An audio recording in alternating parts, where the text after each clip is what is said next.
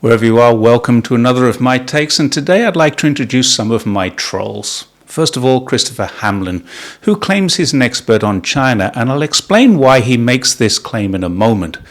Now, I really ought to just remove him and the others from here, but I'm going to introduce them to you first of all. And they do tend to have an idea, they keep the interest up, they get ratioed on every comment they make. So for the time being, I've left them there. They're entertainment, they have a value. The interaction between other commentators and them are so much fun, and it would be a shame to lose that. But who knows, they might actually be good for the channel too, for the algorithm. I give every one of them a like, just in case. Who knows, it might help. So Christopher, first of all, he has a YouTube channel with no followers, no contact, no personal information, no email address, no location, and all the things that we can put into our bio. Chris has none of them except a name. That's because Chris is a troll, not a person.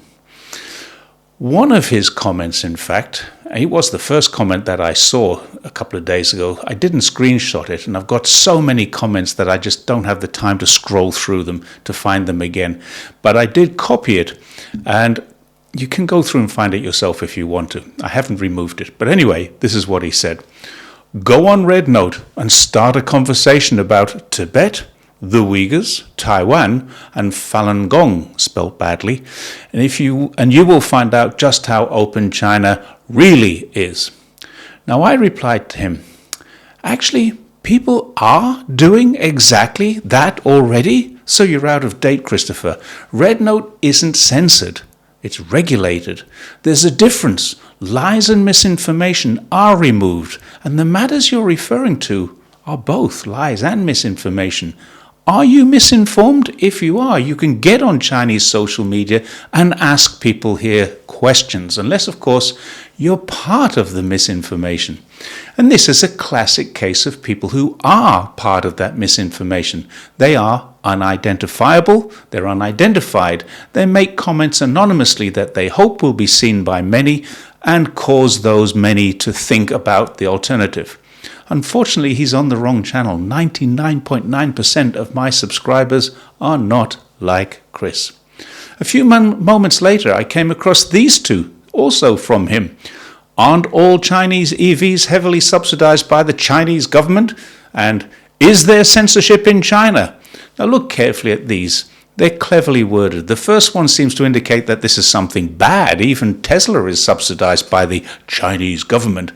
This is why Musk wanted to be in China. And if it wasn't the Chinese government subsidizing them, who else would it be? Why even mention the government? The simple answer for that is that the wording makes it look like it's something serious, more serious than it really is. There isn't a car company in the world that doesn't receive some subsidies. But China's car companies are better at efficiencies of scale. They're better at mass production, which means larger orders. Larger orders means better prices, normal business operations in any well-managed country. Now, the second one is interesting. It asks, or is asking as if there's no censorship anywhere. Of course, China has censorship. So does this channel we're on now. They call them community guidelines. Cross them and the channel demonetizes or fully removes the offending item or cancels the account. If you cross that line that a government doesn't like, you can expect a knock on the door at 2 a.m. Why is that any different? At least in China, we know the rules. No pornography, no violence, no sedition, no political organizing, no hatred, racism, or aggression. It all makes perfect sense. And it means, as new US Red Note users are finding out, there's a wholesome, healthy, and safe space that you can leave your kids unattended in. Christopher already knows the answer. There are restrictions on content, of course, exactly the same as there are restrictions in any other country. Now, the one restriction China has, which Christopher doesn't have, is one about misinformation. Now, this one was a great one from Christopher. One user said, China is like the quiet kid in class who gets bullied all the time. Then you find out he knows Kung Fu on graduation day. Fair comment? Christopher's trolling response was a classic. Quote, are you implying China is going to use military force to take Taiwan? I mean, honestly, where do these people get their troll salary from? The owners of the bot farms are not getting value for money. Finally, we also find that that Chris is an expert on China because he moved to Hanoi in Vietnam and he met people there who told him so.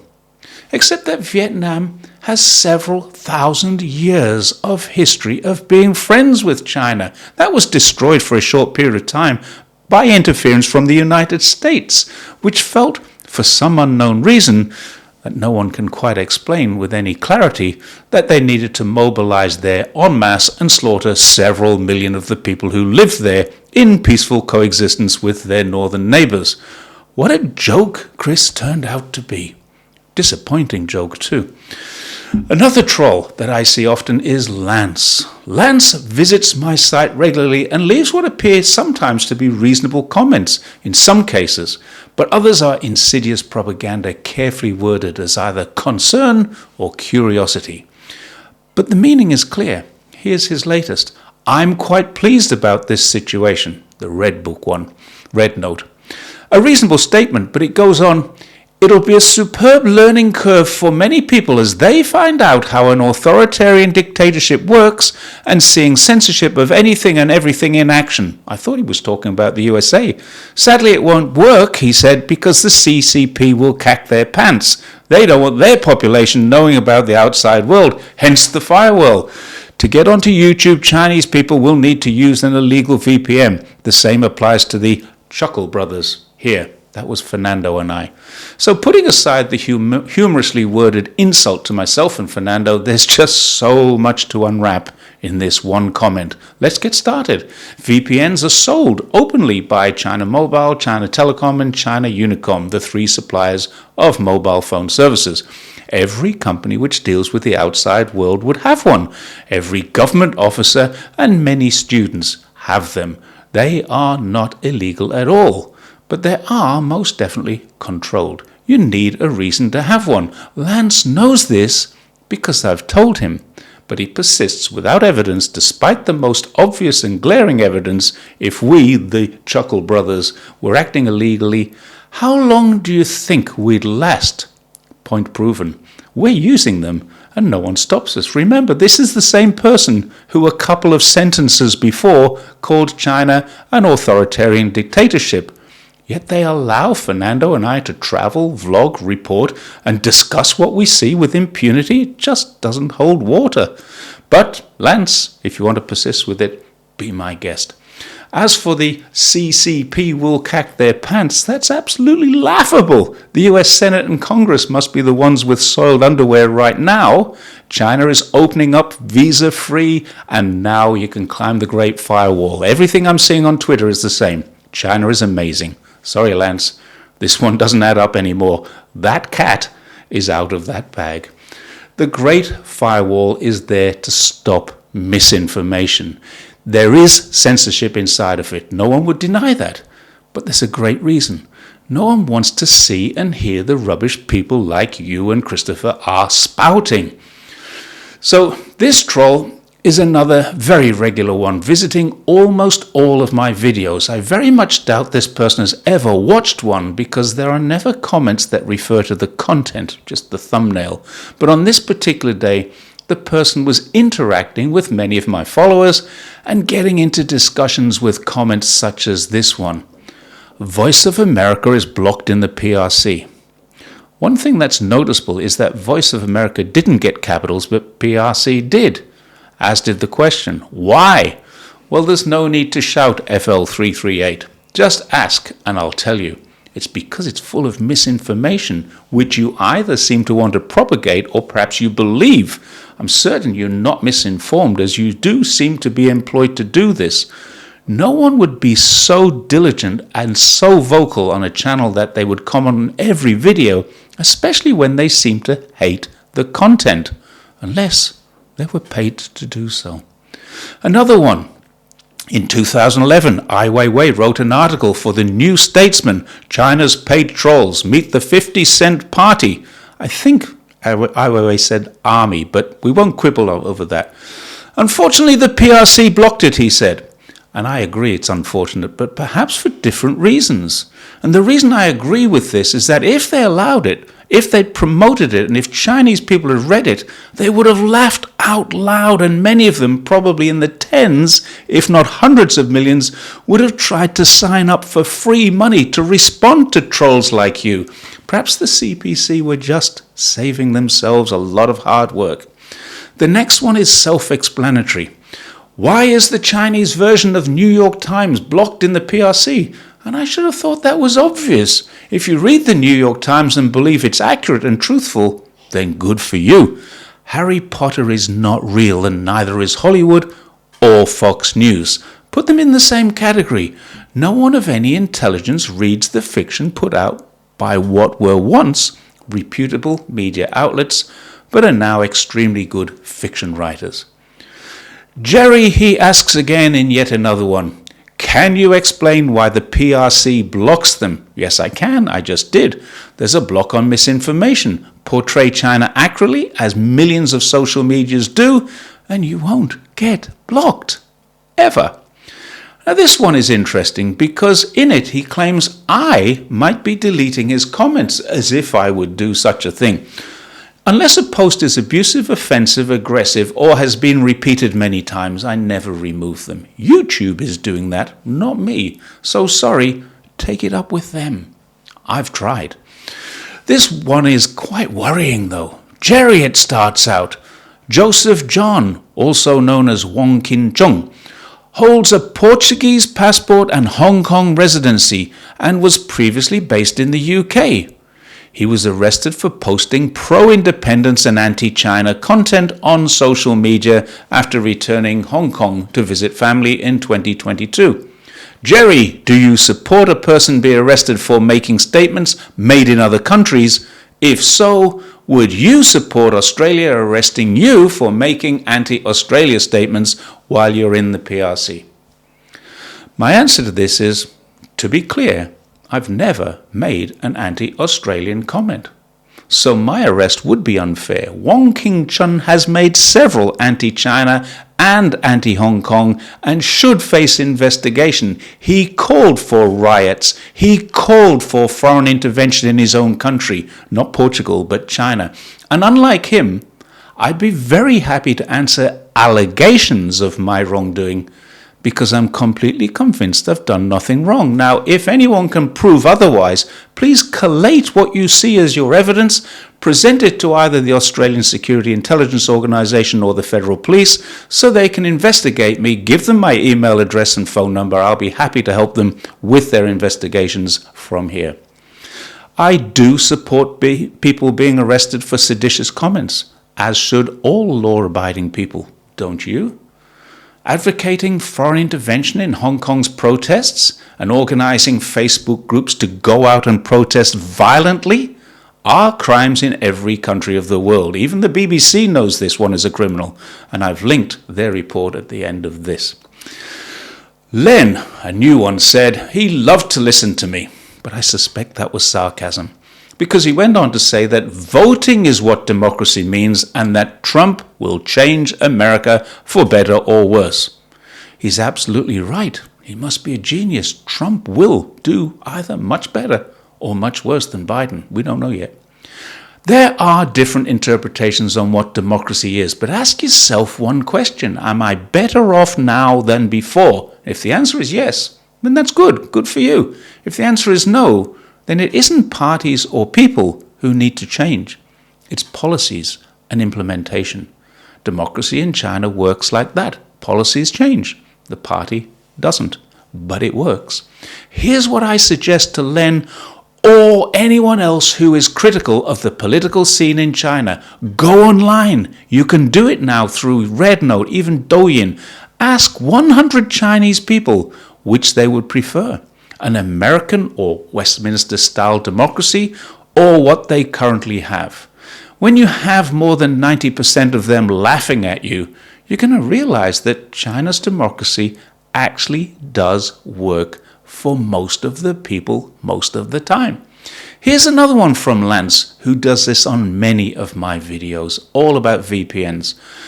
Quote, Are you using a VPN with permission to access YouTube? If not, you're breaking the law, Jerry. Yes, breaking the law. You seem somewhat uneducated about this matter for some bizarre reason. You seem to think it's legal to circumvent the CCP's firewall. Do you want me to post the PRC legislation here about VPNs to clear this matter up for you? Lance and I have had this discussion many times before, and I'm not breaking any laws. Lance keeps threatening to do this, but I've got a better idea. Since I've already explained that having a VPN is not illegal, it's what people do on it that might be, and there are indeed regulations about that. I live in China, in a city called Zhongshan. The telephone number for China is 0061 and Zhongshan's area code is 0760. So here's what you must do. Call 0061 0760 12345 and ask to be connected to the police. They will find someone who speaks English for you and help you take the report of the crime you're alleging. Then they will investigate me. You might want to help them a little by quoting the act and section of the criminal code, which I happen to have read, that you think I'm breaking. Once you've done that, you can stop worrying. If I'm still online after a week or so, we'll know that you are full of something that isn't your brains. And if I'm offline, you've won, and I'm in trouble, which is exactly what you want, right? That's the answer. Until millions of Americans jumped the firewall, something they've actually been able to do for a long time but only just realized, they've assumed, because they've been misinformed by the lies about VPNs not being legal, that Chinese people online must be either in the pay of the Chinese government or breaking the law. Now they know this is wrong. Now this was a good one from Peter Quach, I think. He suggests that before commenting on China, I should go and see with my own eyes. Actually, he says I, as if I only have one, but then goes on to describe me as a chicken who talks with his ass moving before his mouth moves. My response to him reads something like this. Thanks for the advice, Peter, but your ignorance is showing. I've lived, worked, traveled, studied, at postgraduate level and married inside of China during the last 20 years.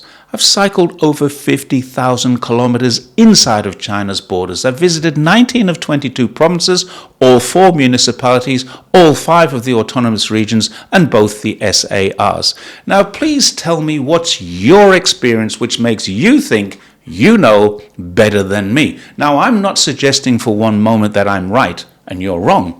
We both have different opinions formed by our experiences. So you might be just as right for you as I am for me.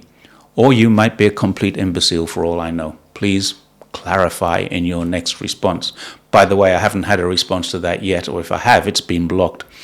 And there are a couple more from another regular troll of mine just to wrap up. This one suggests I'm being paid, but doesn't for a moment consider that there actually is a budget to pay people approved by Congress, signed off by the last president, and no such thing has ever been proven to exist in China. If I'm paid, so be it. I'm not, but I really would like anyone to prove that I am, and if they can, then prove to me what difference it makes, or even that anything I've ever said online is a lie. Do that, and you can discredit me. If no one can do that, then what difference does it make if I'm paid for being a freelancer or an informal journalist? And the last one for this episode is from the same guy who seems to think that TikTok is part of Project 2025 or a model for it. So it's clear that this guy doesn't trust his own government, let alone the Chinese government. What a sad place to be living when you have no trust in any government at all. And this is all I have time for today. But there are a few more. Feel free to check out the comment section on my videos. You'll see I spend a lot of time reading them, all of them, and responding to many of them. And that's something I hope to keep on doing.